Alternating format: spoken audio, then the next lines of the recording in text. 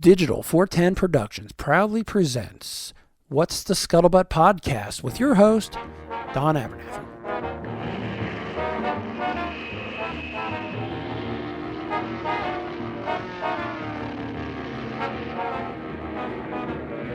Hey everybody, and welcome to another episode of the What's the Scuttlebutt Podcast, your favorite World War II based podcast. And just a few housekeeping things before we get on with the show. As always, this episode of the What's the Scuttlebutt Podcast is brought to you by our friends at ACT Computers. ACT Computers has been servicing all Southwest Florida since 2004 when it comes to their IT needs. Whether you're a veterinarian clinic, a construction firm, residential user, whether you have networks, servers, tablets, laptops, cell phones, smart TVs, what have you. If it's tech related and you need it done, closed circuit cameras, smart TVs, ACT Computers has your back. Just give them a call at 239-283-1120. They can help you out with all of your IT needs. And I know what you're saying, Don, I love you. I want to help the show. I want to support your sponsors, but I do not live in Southwest Florida. How could I possibly use ACT Computers to help me? Easily. As long as you have internet connectivity and you're having some issues, give them a call, 239-283-1120. Hit them up via their Facebook page, and they can help. They can log into your computer using their software from their website, and they can help you with any issues you're having as long as your internet works. So you don't have to be a resident of Southwest Florida to use ACT Computers. Just give them a call, 239-283-1120. We have a few other ways to support the show. If you're in an active lifestyle, whether you're running like I do, you're going to the gym, you ride bikes, you weekend warrior, you play the flag football on the weekend, or your kids in high school or middle school, they're playing football, anything active related, sleefs.com. That's SLEEFS.com. Go there. They have the spats to put over your cleats. They got the pants. They have antibacterial, quick dry, UV protectant headbands. They have the buffs if you're a fisherman or a boater. Go out on the boat, you want to stay out of the sun. They have all that stuff. They got hats, socks, everything. Go to sleeves.com, use promo code D41040. That's D410, such as Digital 410 Productions, and 40 as in 40% off. So D41040 at sleeves.com. Use that promo code. Not only will you save 40%, but they'll kick me a few coins my way to help promote the show. So thanks so much for that. And if you don't need computer help, you're not into the active lifestyle, but you like to shop on Amazon, here's the easiest thing you can do. Go to d-410.com or WTSP World War II.com. Click on the Amazon link. Save that link in your favorites bar. And from now on, when you go to Amazon on your computer, simply click the link in your toolbar. Do all of your shopping. It won't cost you an extra dime or a nickel or even a penny. Won't charge you anything extra, but they will kick some coins my way to help with the show, to help get us some new equipment, better microphones, better mixing boards, better computers, the whole 9 yards. You want to support the show, you can help us that way. And one last thing. If you really, really like us, you've already bought the t-shirts, and you want to help out more, go to our website, d-410.com or WTSPWorldWar2.com. Click on the Patreon link, and there's a couple of tiers. These are monthly-based subscriptions. I got the Dollar Baller. Honestly, I tried to make it 50 cents a month, but they won't let me go that low, so I made it $1 a month. You want to kick me $1 a month for a year? It's $12. Kick it my way. I'll love you for it. Got the Dollar Baller program. Now, if you're a listener of the Waterman and D-Train show, our original fans we refer to as the OG5 because for the longest time we knew there's only 5 of you listening, but we loved you anyhow. We have the OG5 tier. Ironically, that's only $3.50 a month. You want to show us some love, kick us down $3.50 a month, we'll love you for it. And then we have the t-shirt plan. I believe it's $5 a month for the full year. You buy the t-shirt plan, you kick down the money for the $5 a month. I will send you an email. You tell me what t-shirt you want, what size, and I will send it your way. No extra cost.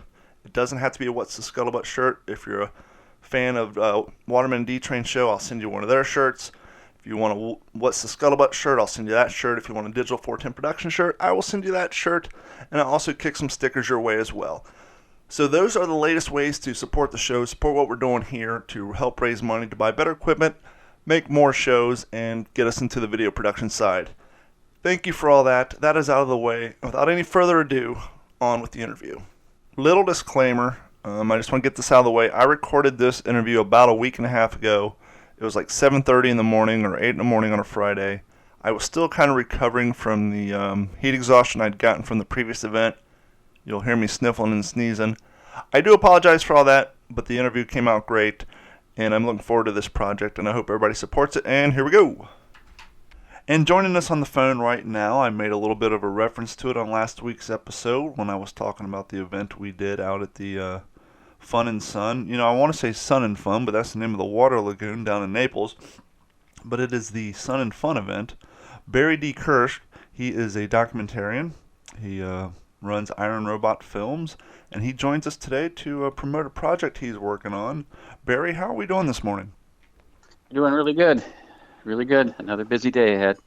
That's always a good thing when you got a full schedule. Sometimes it can be a little overwhelming and create anxiety, but I think that anxiety is better than looking at an empty schedule saying, what am I going to do? That's exactly right. It's better to have way too much on your plate than to have an empty plate and an empty cupboard.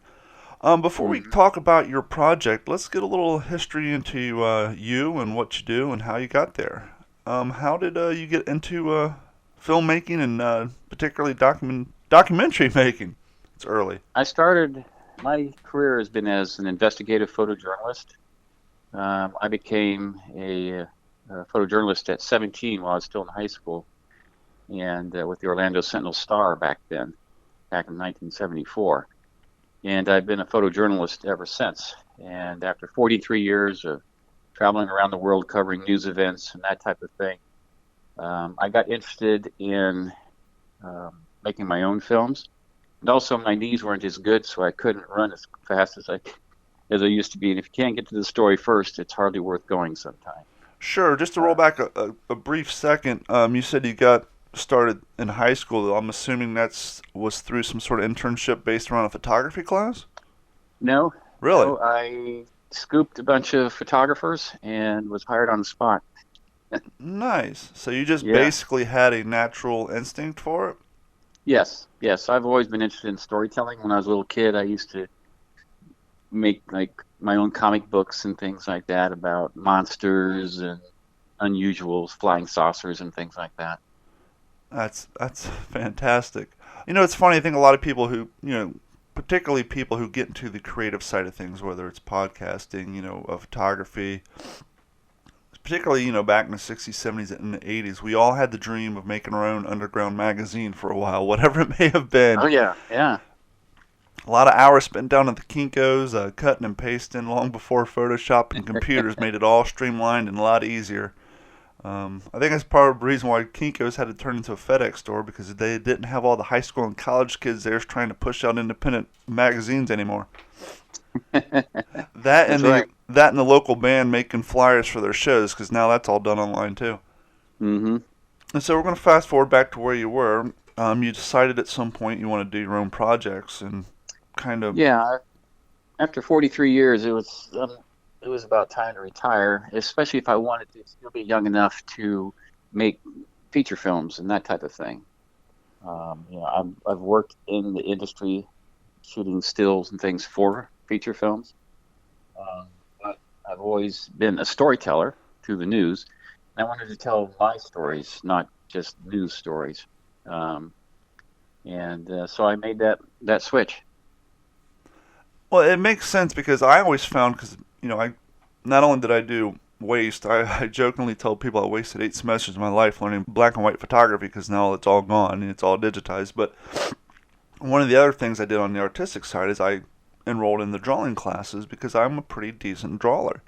Mm-hmm. But for me, the hardest thing to wrap my mind around, and what I'm getting to with this statement for leading up to what we're talking about with you, is it was always weird for me to, whenever you're doing something creative, mm-hmm. to being taught, okay, I want you to be creative, but you have to draw this thing, draw it in this parameter of this class and this assignment.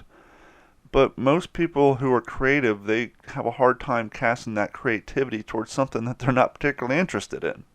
Right. Controlled creativity doesn't work well. And so it definitely makes more sense that if you're a creative person and you're wanting to do your own thing, to, if at all possible, to be able to do it under your own umbrella, under your own rules and your own guidelines. Just the key to that is being self-motivated and having a natural work ethic. Because if you want to be creative and do your own thing, but you have a terrible time at staying at task, motivating, and seeing things through to the end, then it probably would behoove you to maybe find someone you can work under who shares sort of a creative idea with you. Right. Mm-hmm. Now, I met you out of Lakeland, Florida, and you're working on a pretty cool project that kind of goes side by side with what I do in the audio version of it. And you're working on a documentary about World War II reenactors. How did that come to be? Well, actually, the documentary is about more than just World War II. Okay. It's about reenacting in general. I've been working with reenactors for over 7 years now in various capacities. I shot all the stills and camera 2 video for a film called Silver Wings Flying Dreams about the Wasps, and that's in worldwide distribution now. And I've run up into reenactors in various capacities at other events and things. And as I've looked at what they do, and this is not just World War II, but Sure.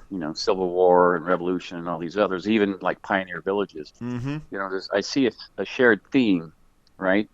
And what is also attracted to me to them is, they really live these lifestyles when they're in uniform or costume or whatever. They're really in that mindset of that period in time. Absolutely. And they've done all the research, all the fact checking, all this to make sure that they're as authentic as they possibly can be at that point in their experience. I see that, and I remember the days when I was in school, being educated in history and all this. And you're sitting there and you're listening to blah, blah, blah, and you look at the book and it's a few pictures, and it's just, there's not much exciting about history, right? But we're here because of all the history that has gone before us. And the term that they're calling themselves now, a lot of them as living historians, that really brings it home. And it is living history. It's history brought alive. And I can't help thinking, but that if I had seen these kinds of things, reenactors doing their things, as a kid, it would have made history far more appealing, not just to me, but to everybody else, I would think. And that's important. It's important to know how we got to where we are. And I don't remember who said it, but if you're not a student of history, you're bound to repeat it. Absolutely. And when you're recreating, doing reenactments of wars and combat and stuff like that, it's fascinating to watch, but we don't want to, relive those things for real. No, absolutely not. Reenactment shows that, look at those cool tanks and stuff, but there's dead people laying in the field, right? Yeah. And that represents something that's significant, and we don't want to go there again. So the living history is a great reminder of the sacrifices that were made to get us to where we're at, and to maybe not do those kinds of things in the future.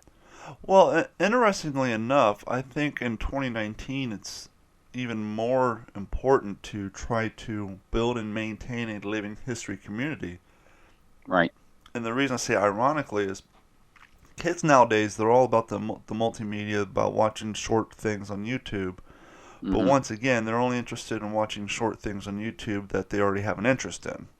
Right. And as I said on this podcast multiple times, so I won't go through the whole thing, but just for the purpose of this conversation, how I fell into living history and reenacting is, in my late 20s, I found I have an interest in the history, and I was reading books and watching shows and doing the movies. And one day I was just scrolling through eBay, and I came across a posting for an M1 helmet. Now, not knowing the difference between a front seam, rear seam, fixed bale, swivel bale, or any of the nomenclatures of what separates a Vietnam M1 helmet from a Korean War M1 helmet from World War II, it had what I like to call the nice price, and so I threw a bid out on it, and I got it. And it turned out to be a front seam, swivel bale, late war helmet with a Vietnam liner, which I quickly replaced the liner for authenticity purposes, and then I just simply set it on the desk in my office. And I noticed that every time someone came to my house, they would pick it up, and their first comment is, "Wow, this thing is heavy." Yeah. And then all of a Oh, sudden, I found myself talking to somebody who 30 seconds ago had absolutely no interest in the history of World War II, talking to me for 5, 10, 15 minutes about how this one object, how heavy it was, how they wouldn't be able to walk miles and miles and miles and live for days and days and days underneath this thing. And something as simple and tangible as having a 2.5 pound helmet sitting on your desk now sparked interest in somebody about history that they didn't have before they walked into that room. And I right. and I thought that was really interesting, and so I basically just started building a impression around that, and 8 years later, here we are.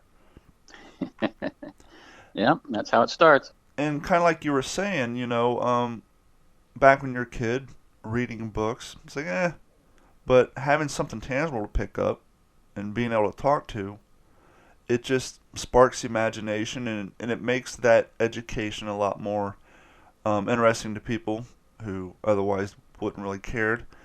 And I think for a lot of people, it's really interesting, and particularly today with how advanced, like a lot of our modern military and police uniforms are, as far as protective gear, and a lot of the, they're lighter, quick dry, more ergonomic. And then what I like to compare that to, particularly when it comes to World War II and D-Day, is I like to tell people our boys landed in France in basically their Sunday best. They had a wool shirt on that they had a tie on, or put a tie on, wool pants that's just like the same wool trousers they would wear to church or to work any day of the week. Their shoes were pretty much the same as they wore back home. The only difference is they put on a helmet, a web belt, and wrapped some leggings around their feet and grabbed the rifle. Yeah, And yeah. so a lot of people are very interested in how basic particularly the GI and the European uniforms were. Mm-hmm. And so I think it's definitely important to not only preserve living history, but make it grow so that we can continue to preserve the history of history. Right. My father flew B-17s during World War II. He was in a bloody 100th bomb Wow. wing. So he knows the absolute horrors of the war because Sure. he experienced a huge amount of it. And then he flew B-52s in Vietnam.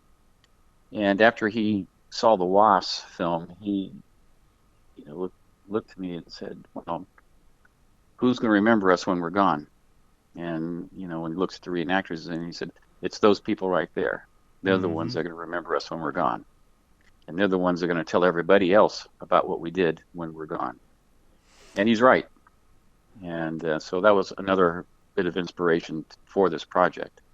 Yeah, and back to your previous statement about authenticity, that's why amongst the community we all kind of get hard on each other about authenticity standards and what we call, we throw the term FARB around, and sometimes it's a little aggressive and people go about it the wrong way, but we try to police our community as far as the authenticity of people's impressions because the general public, they don't know exactly what the uniforms were, and so when you see somebody they're Hmm. wearing an impression like they're landing on D-Day, but they got some cheapo modern day aviator glasses that they got down at 7-Eleven because they don't like to be out in the sun. It's like, well, that's cute, and yes, pilots did wear aviator glasses, but very, very, very, very, very seldomly did you see an infantry soldier wearing them while marching through Yeah. France. And so, yes, I apologize that you have light sensitivity, but you've gone through this effort and energy to make sure your uniform's correct, but then you just go and throw it all away by putting on a pair of $9 sunglasses. Hmm. And then it just makes your whole impression to people who know just look silly and not taken seriously. Right. And so, as you've gotten involved into doing this particular project, what's your impression been as far as living historians' willingness to participate in a project, and how the excited level, and how's that been going down for you? Well, when I looked at this project, and reenactors, this living historians have been asking me, when are you going to do a documentary on us?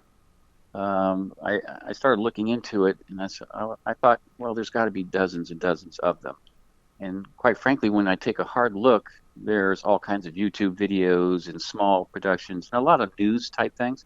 They're visiting here, so the news crew Mm-hmm. goes out. And that's not the same thing as a comprehensive documentary. No. And it didn't take long to realize why. Is because reenacting has been going on for thousands of years, and it's been going on worldwide. Virtually everything has been reenacted because in days gone by, that was how you got the news, right? Yeah, I mean, that's the most basic form of storytelling. And if you go Right, back to cave dwellings or how the Native Americans would teach their youth about their ancestors was through, right, yeah, they did dances and things like that, but that was their way of expressing and quote unquote reenacting or living history of their ancestors. right. And you'd see like a conquering general from Rome or someplace come back, and they say, "Well, how'd it go?" And then they would reenact some of the battle there, and the people would say, "Oh, okay, so this is how you won." But at the same time, they would see all this carnage there, and reenacting actually changed history because people would see these terrible battles and think, well, maybe we should try a different tact in the future. And so reenacting has actually colored history as time went on, and that's really a significant thing. So it's more than just storytelling. It's storytelling that has a direct impact on the ideas of people and sometimes the conduct of nations. And so it's a very important thing to me. It definitely is to the reenactors, and it's fascinating because it's more than just the military groups. There's pioneer villages. There's people that reenact, showboats on the Mississippi. There's just everything that you can think of in history. Railroad things. There's people that do that. They reenact those people in those places in time. And so at any one time, history is being disseminated via these people worldwide. And it's really a spectacular story, but it's a very large one to cover. So the project's goal is to at least acknowledge the scope of what's going on and then kind of hone in on some different areas. And when the areas that I'm doing, of course, are some conflict things, but also village type things and lifestyle. And the response has been spectacular. I wasn't quite sure what I would get, but it has been spectacular. And in men and women, it's probably almost 50-50 from the response. As many women reenactors contacting me with stories and things like that and how they would like to participate as men themselves. And I find that encouraging as well because a lot of times children are involved in the reenacting and they grow up with it. So they come up, they grow up with a special connection and fondness for history. And I think that's a really good thing. Have you ran into any of this in your research? And to me, it seemed, and I've only been doing this for a short while, like I said, 8 years, but particularly over the last 2 years, because of how sensitive the public's getting, just about everything. Everything's being politicized, and you have Well, such a small group of people online that for some reason the news media feels represents a larger number than they actually do, that organizations start to get a little concerned. And what I'm getting at with this is I've been to 2 events within the last 2 years that were being held on public or government land where we were basically told, hey, go out and do your battle reenactment, but no one can take a hit. We don't want the public to be offended by seeing someone getting shot. I haven't run into that too much. And I come from the news world, Sure. and I've been in combat.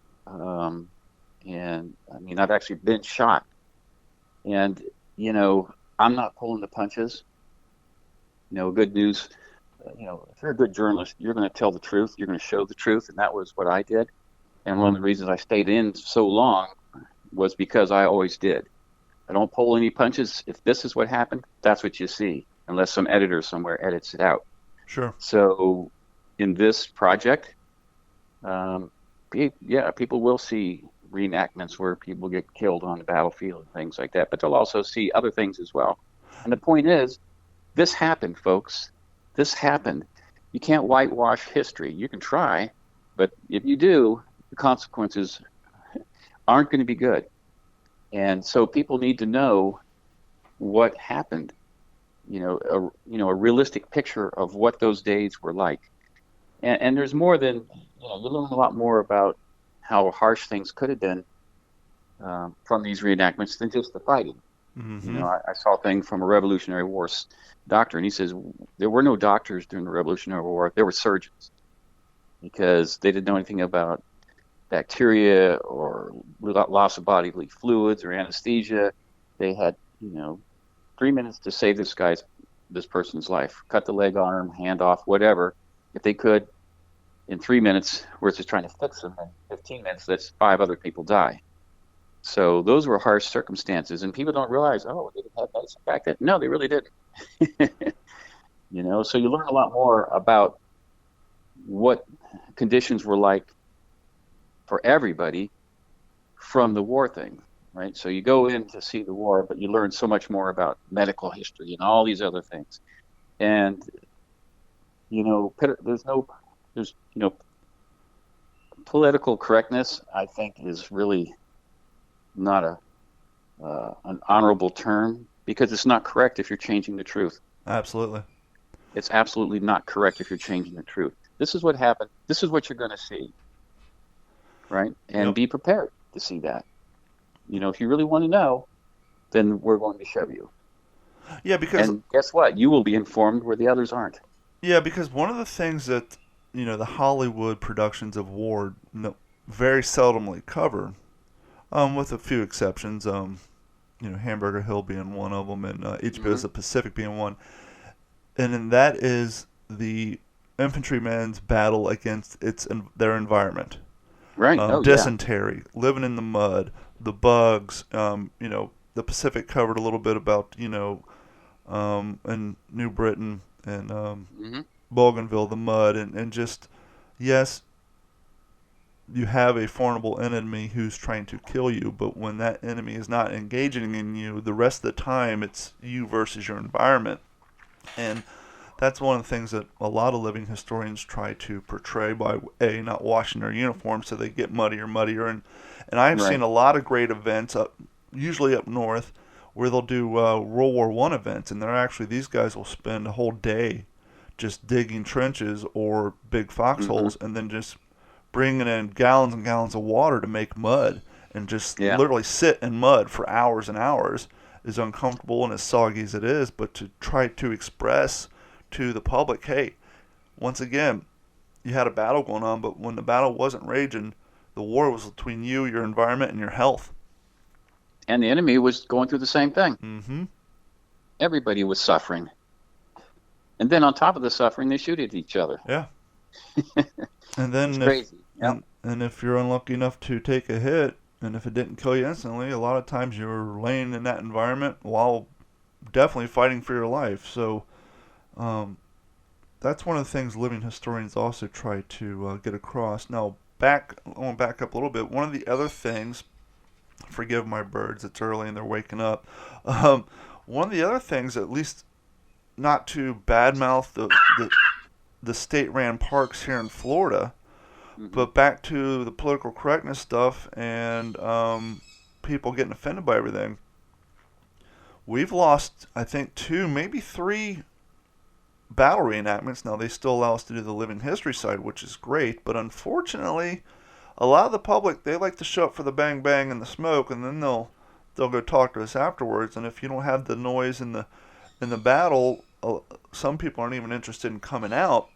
But due to the politicizing of the unfortunate events such as school shootings and all these mass shootings, which are definitely terrible, and we don't want to overlook those things, there's basically a mandate put down in all Florida state parks that there can be no battle reenactments that are done using firearms that use cartridges, i.e. M1 Garens, M1 carbines, and all that. Now, the black powdered, Civil War stuff, the Revolutionary War, Spanish American, all that, that's fine. But anything that leaves a brass shell casing or resembles anything even remotely to a modern day rifle, they put a kibosh on. And so there was quite a few events this year that went from a living history aspect to including a reenactment down to just the living history side. And that as sad as it sounds, there are guys out there who, they like doing the reenacting, but they like the living history side, but they also like doing the reenacting side, and it's Right. going to be interesting to see what sort of negative effect that has on the events to come. Well, and I look at that, and I've read many things and written by other journalists, some of my friends, and their take, rightly or not, is that reenacting is shrinking, and it typically is geared towards Civil War reenacting. Yeah. Others seem to be growing.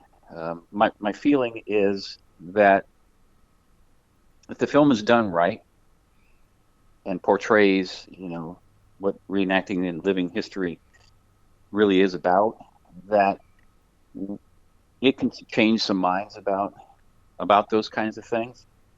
Because if you portray it, the documentary is its strongest argument. This is what they're really doing, folks. If you can't understand this, then what does that say about the country? Yeah. Oh, we're not very well educated. Well, yeah, maybe. But really put it out there. And once you hear it from the mouths of living historians, and you see what they're doing and how this, because it's all educational, really. I mean, it's entertaining, but it's educational. And really, one of the best ways to learn is to be entertained, right? Yep. There's nothing wrong with saying, wow, that was really cool, and I learned so much. Those two statements go hand in hand. That's really a great thing, right? Yeah.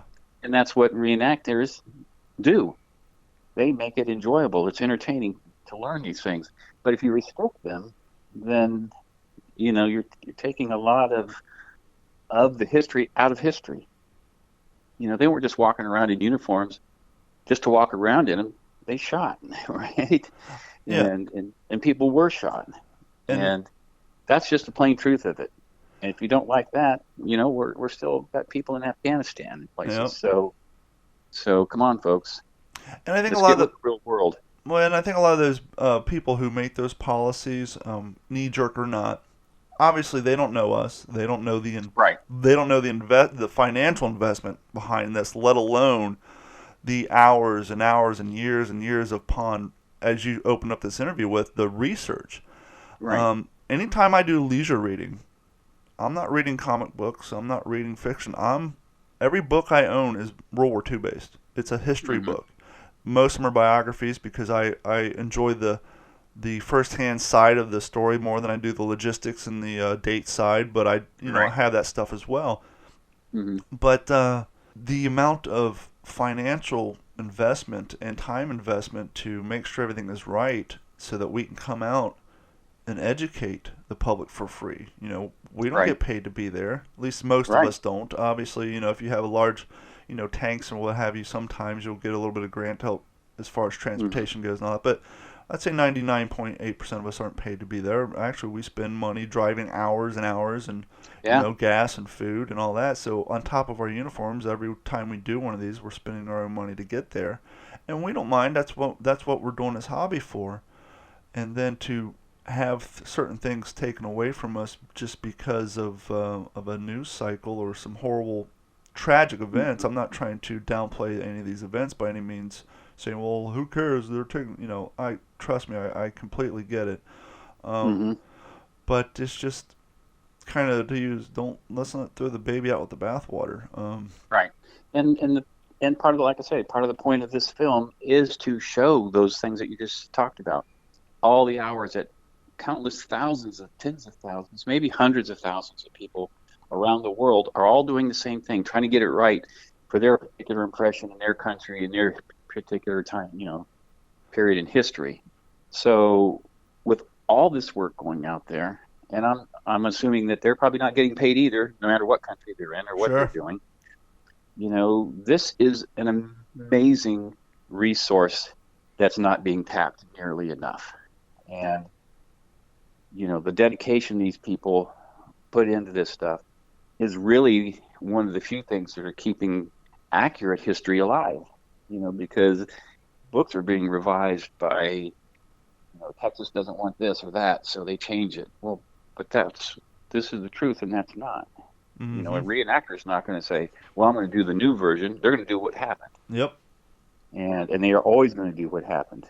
And so this whole reenacting living history thing needs to be not only protected, but actually nurtured and encouraged to grow. And I'm hoping, the hope is that this film helps change attitudes about people, number one. Number two, they find it entertaining enough and say, you know what, I want to do that too, right? Because I learned so much. And they seem to have fun. And it's hard. But at the end of the day, you can say, man, I sweated and worked for all this time to make this. I went to this event. It was hot out there. It was cold out there. It was rainy out there, kind of like in the news business. But at the end of the day, we've done our thing. People watched it. They were entertained. They learned. We had some great conversations. And it's all worthwhile.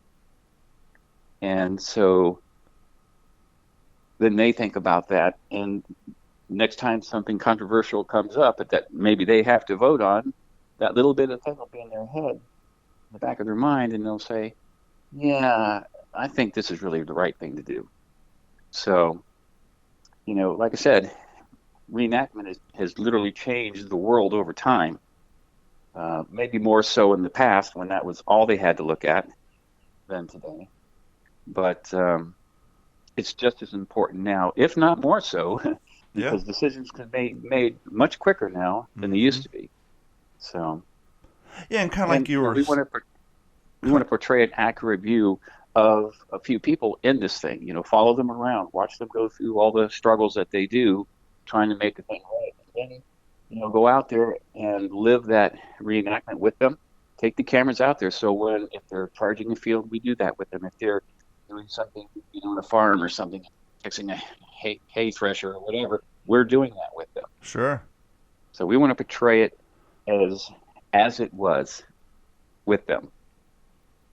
Yeah, and kind of back to whether or not this hobby is living, dying, or maintaining size.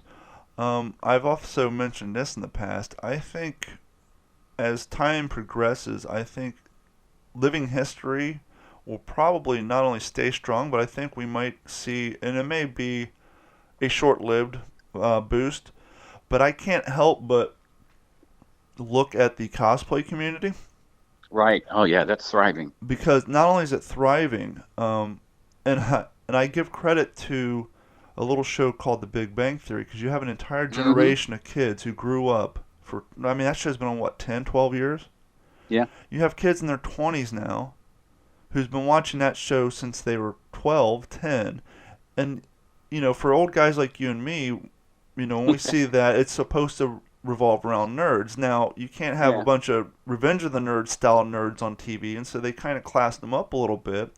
And I often give that show credit to the trend of skinny jeans back in the early 2000s, because once again the production was trying to make these guys look like dorks, but not super dorks.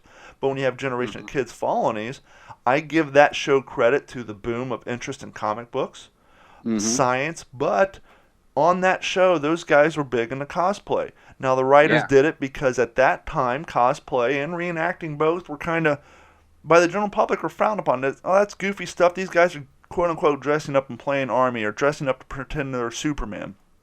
And so when that show first came out, cosplay wasn't super big and socially acceptable. And let's be honest, reenacting is kind of, by people who've never been to an event or don't know reenactors, when you tell them you reenact, like, oh, you're one of those weirdos who dress up and play Army on the weekend. Well, I think because of the cosplay thing and because of Big Bang Theory making it so socially acceptable, and now you have a generation of kids who go to cosplay, those ones who have already dressed up as a fictional superhero or comic book person who do have the interest in history side, that's an easier leap for them to make because they've already dressed up as something with, you know, I dressed up as a dragon slayer or whatever. Now it's easier and less self-conscious to just put on an Army uniform and go out and tell people about the history that you already know. And so, interestingly, I think cosplay will definitely help the living history community. Yeah, and they're already used to, you know, spending agonizing hours trying to get their costume right. The research. I've covered quite a few cosplay events for the news. And one thing that has really grown out of cosplay is an interest in robotics, because they get into these big mechanized things like from Transformers, Mm-hmm. and they move around, and you see these guys making these things, and they're actually sitting there doing engineering, right? They're engineering parts and things and motors and stuff that make their costume move. So that right there, is an amazing fact that people would go to that length to learn robotics and motors and all this stuff to make a costume work. So having that capability behind them and that experience, like you said, they're going to carry that precision and that interest in authenticity over to their other types of reenacting. So, Well, and while we're on the subject, just because we're talking about something as, interesting as taking a fake fantasy idea and it inadvertently, let's look at steampunk. You got some young yeah, kids, particularly girls, they see these photos of steampunk and they start researching their outfits, and next thing they know, they're digging through antique stores and they're looking at the history of, okay, what was the clothing like back then, and all of a sudden now they're starting to educate themselves on history from back in the 1800s. They're finding themselves digging through antique stores, and yes, they're looking for something of a particular look, but as other living historians do, and anybody who starts getting into something of a particular time period, your interest doesn't just stay focused, laser focused on that one thing. Yes, you're still in there, but you're going to start finding, oh, hey, check out that fan. Yes, it's not steampunk, it's from the 50s, but that's a cool fan. I think I'm going to buy that. Or, hey, I'm interested in this glassware from the 40s. And so yep, they might take something as, how'd you get into antique shopping or picking? And I was into steampunk when I was 16, and I was looking for goggles, and I just started going to antique stores and just fell in love with history and antiques. And so yeah, something like that, it takes people down so many different avenues that I right. think it'll help. Something like steampunk has probably helped in other aspects as well. Mm-hmm. Mm-hmm. Sorry about that. I'm fighting dehydration again still. And so I do want to apologize. I wanted to do an interview with you guys for your document. I don't know why I can't say that word this morning. The documentary. Your documentary, but for the first time ever, especially being a Florida reenactor, I was fighting heat stroke at that event, and when you guys were setting up in the tent, I was just laying on the ground, and the whole world was spinning. Mm-hmm. And ironically, here we are talking this morning, and I was out. I did a 10-mile run on Sunday. I did a 4.5-mile quote-unquote recovery run on Tuesday, and then last night at the gym I started getting lightheaded, so I don't know if I'm just not consuming enough water and I'm dehydrated or not, but here we are right now. That's why I keep taking a break, because I keep drinking water because I'm trying to get the room to stop spinning. But if at any point you want to set up a time to do an interview, I'll be more than happy to reciprocate. But if anybody's looking for information about you or about Iron Robot Films, where do they go, and where can I see some? Because I see on your website you have a few other projects in the works too. Mm-hmm. Yeah, we're in the middle of wrapping up a History Channel project. We're we're doing that later in May up in Philadelphia. But we have a couple other projects that we're working on. The Forever Tea Party, a short film. The Gallows Lot, which is a docudrama up in West Virginia, and a few other things.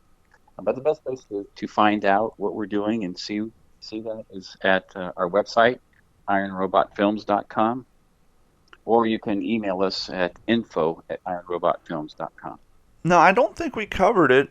Is there a working title for this project? Or do you guys have a fixed title? Yes, it's called Dispatches, Stories from the Front, A Reenactor's Life. And while working on this project, before we wrap up, have you primarily been doing Florida, or how far has this project taken you as far as travel? Well,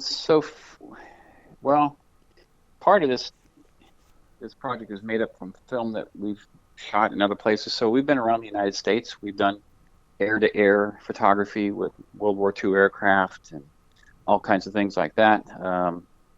But to get the scope right, I suspect we will be traveling to some other countries around the world Nice. So you guys are to make still it as early into comprehensive this. as I can.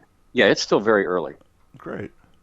Yeah, we're looking at a year and a half more of production. So, Now, but are you guys funding this through traditional ways? You doing the crowdsourcing? How's the funding coming? I mean, if you are well, doing that's something crowdsourcing, that we just started at on, and right now I've been funding it myself. But that's going to change because this is an expensive project. sure. It's a very expensive project, and we haven't really put out any funding ideas yet or anything like that. Any way to fund us? Mm-hmm. Um, that's coming, but that will happen. We have one manufacturer that's interested in they're an arms manufacturer. They don't make historic weapons, but they make things for police and that type of thing. And they're interested in it because everybody portrays weapons as bad and bad and Sure. bad. And yeah, they're designed to. Some of them are designed for killing people, but they've hunted with them in the past, like muskets and things, were multi-purpose. And their whole thing is they want the correct version of history out there, and they know that reenactors do it, and they know that as a news photojournalist, I'm going to paint an accurate picture of what I see. So they're pretty much interested in it, and I've had cursory interest from other groups already. It's just that it's so new in the project that we haven't really had time to sit down and explore where they can help us and vice versa. Sure. So, Well, and if and when the project gets to a point where you guys have launched a crowdsourcing campaign and you're wanting to get the word out, please reach out to me. We'll have you back on. We'll kind of sure. update everybody on where the project lays and how they could throw some support your way if it comes to that, and Hmm. we'll get you guys down the road. Iron Robot Films. He is the Chief Imagination Officer, Barry D. Kirsch. Barry, thank you so much for your time. I'm so excited to hear someone putting forth a full, in-depth, desire to put a project together such as this. Because, like you said, other than a few reenactors carrying around some GoPros and rudimentary trying to do some stuff on their computers, and with the exception of maybe Micro doing an episode on Civil War reenacting with some of my friends called "Hey, Someone's Got to Do It," there's not been a whole lot of in-depth look at all into this hobby and this lifestyle, and we appreciate everything you're doing, and thank you so much for your time. Well, thank you for having me on the show. I appreciate it. Okay, cool. Hey, appreciate it. In all seriousness, though, if you ever want to set up an interview or get any information from me, I will be more than happy to help Oh, yes. facilitate that. And I know you guys were talking to the cat who runs that movie, Memphis Belle, plane, and talking about perhaps Hmm. getting something set up in a hangar and doing some Yeah. more conducive crowd-controlled filming. Um, Yeah. I will definitely be willing to do that. The only downside is that uniform I was wearing that day belongs to John, not John. Yeah, it belonged to one of the other gentlemen, and it just happened to Hmm. fit me. So, but I'm sure I'll be able to get up there because obviously, doing those impressions, we need the numbers because of how many crewmen they had on this plane. Right. And so, but I Yeah. also do 82nd. I do a lot of Marine Corps stuff. Interestingly enough, when I got into all this stuff, it was the PTO that sparked my interest. But I went out and got a Marine Corps uniform, put it all together without doing any research, and finding that Pacific reenactments at the time were few and far between, just because we didn't have any enemy. So that's Right. how I got into doing the European stuff. But Hmm. yeah, if you ever need any help or you're looking for some interviews, just let me know and we'll arrange something. I will. That hangar that we were talking about is one that we used in the Wasp film, Oh, cool. and so we had a bunch of. It's the Warbird flying experience down there in Kissimmee. Nice. So we had that entire hangar with all the planes in there. We had 7 Wasps that we filmed. 5 of them have since passed away. I took the last photos of most of them. and we did the interviews in there. And, we were nominated for an Emmy for that film. Beautiful. We also won the Silver Telly, which is the highest Telly award you can win. And so that film has been received really well. And it is a beautiful film. And if you look at it, all the stills in there, other than like old historic pictures, I shot. And then some of the camera 2 stuff, B-17 taken off, I shot all of that. Beautiful. So we're carrying over quite a few of our connections to military reenactors as far as aircraft goes and those companies. So we have interest, from them in this project as well, because we've worked with them before. Great. So that's a real plus. Well, I'm definitely interested. I actually started on this podcast when I actually worked in terrestrial radio for 5.5 years. And I do multiple podcasts, but this particular one, when I started, the whole idea was to interview World War II vets. Mm-hmm. Which I've been able to interview 5 of them, but as you know, they're getting harder and harder to find because we're fighting history. So with that being said, keep my information, and if you ever come across a vet in your travels who's willing to do a phone interview with me, please send them my way, because my key, this is kind of because of how hard it is to find, vets, and not even just vets. I'm also looking for women who are alive during the time, who can remember what it's like, on the home front. But because of how hard it is, it's kind of transitioned into a living history / World War II podcast. But no, I definitely, my core role is to find those who were there, as I like to call this segment, to do interviews with. So if you come across anybody who was there who's interested to do a phone interview, please send me their information and I'll set it up. I will. We interviewed Mario Petrino. I don't know if you saw that interview. No. He was F Company of the 506th. Nice. With the Band of Brothers. He was the guy in the film that rode the white horse. Okay, yeah. So I got an interview with him. He has since passed away. And then my father, like I said, he flew B-17s and B-25s during World War II. He participated in the bombing of Dresden and all those things. Is he still with us? No, he passed a couple years ago. Yeah, my grandfather worked. He was instrumental in helping me decide to do this project. Sure. And he also helped with the WASP project as far as his experience with them. It was interesting because he flew B-17s during the war, and my mom worked at Westinghouse making the headsets that he wore flying the B-17s. That's beautiful. Yeah. That's so nice. Yeah. My grandfather worked grave registration in Europe. Unfortunately, he passed early. He passed in early 2000s from health complications and all that. But obviously, working grave registrations, you never really told any history about what you did over there. My uncle has most of his spring homes. My mom did give me, the one thing my mom gave me that he brought back is he brought back one of the first aid emergency kit boxes that would mount up underneath the dashboard of the Jeeps. And so I have that sitting in my office here. Wow. And the Army dog tags I wear when I do my Army impressions are exact reproductions of his. My aunt sent me a photo of his, and so I basically had reproductions. And the interesting thing I learned when doing that, and I've never asked anybody, unfortunately my grandmother has since passed away, and she passed away before I figured this out, but on his dog tags he had his father-in-law, i.e. my grandmother's father, listed as his next of kin, opposed to any of his family members. And now I know he was originally from a small coal mining town in eastern Kentucky, and whereas his father-in-law was more prominent and from Cincinnati, so I don't know if maybe he did that because he figured he'd be easier to get a hold of, or if he had a falling out. But I just thought that was interesting that he would have his father-in-law listed as his next of kin on his dog tags. Yeah, I've got a lot of my dad's World War II uniform things. I've got a full flight suit from his B-52 days. And I also have all the manuals. My dad helped test fly the B-47, and I've got all the manuals. They're in pristine condition from that plane.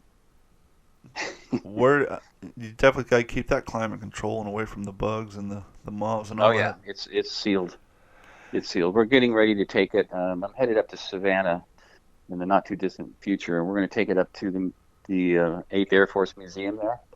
Beautiful. They have a B-47 restored there. Nice. And said that they would love to have that stuff to put it on display. Yeah, I've talked about in the past episode too. A lot of people who go to museums, they don't understand why no flash photography or why it's so dark in there. Right. And I learned this the hard way. I went on eBay and I bought this. I'm looking at it now. This beautiful propaganda poster from the Pacific War. The family who owned it had a pharmacy and they hung it up. And after the war, they folded it up and put it away. And so I got that thing for like $15, but I wanted to display it. But I knew in order to display it, I needed to protect it. And luckily, I do computer work, and so I do work for a framing company. And so they gave me a decent price. But in order to get this thing framed in UV protectant glass, acid-free paper, and all that, and I now have a $15 poster hanging in a $130 frame after my discount. So yeah, well, that's people don't realize that's the way it works. People don't realize the cost that goes into preserving paper. Oh yeah, I've got my father's original banner that was hung in my grandparents' house from him, while he was serving. They had, with the star on there and all of that. Yeah, the blue star. Yep. So. Well, thank you for your time, sir. All right. Thank you. Bye. And I just want to thank once again Barry D. Kirsch, Chief Imagination Officer of Iron Robots Films, for stopping in and hanging out with us for this episode. Please go to WTSPWorldWar2.com if you are an iTunes subscriber or if you're listening to this on Stitcher, iHeartRadio, Google Play, all the other outlets. If you are a subscriber where this audio automatically downloads to your device to listen, that's fantastic. But please go to WTSPWorldWar2.com, WTSPWWII.com, and go to the page for this episode. And right there you can find a link to his webpage, Iron Robot Films, and you can also find a link to the Silver Wings Flying Dreams website, which is a cool project that he worked on. And you can see some of the photos. So go to the website, check out his site. If you're interested in perhaps getting some information about this project he's working on or future projects, reach out to him through his website. But Barry, once again, thank you so much, and we got some very cool projects coming in the future.